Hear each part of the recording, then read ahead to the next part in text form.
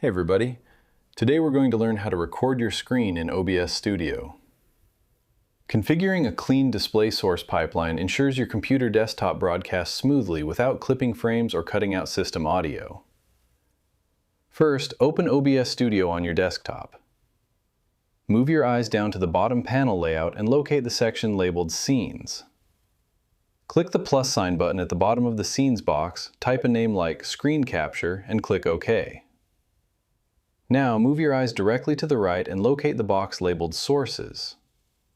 Click the plus sign button at the bottom of the Sources box to open your Asset Selection List menu. Click on Display Capture from the pop-up Options List panel. Name the source Display, click OK, and a Properties dashboard layout will appear showing your desktop preview. Click the Capture Method drop-down menu and set it to Automatic or Windows 10/11 Graphics Capture for optimal performance. Ensure the checkbox labeled Capture Cursor is checked so your mouse pointer remains fully visible in the recording track. Click OK to lock the display source into your primary preview canvas layout. Look down at the Audio Mixer panel in the middle tool strip to confirm the desktop audio volume bar is actively registering your system sounds. Move your cursor to the Controls panel sitting in the bottom right corner of your workspace screen layout.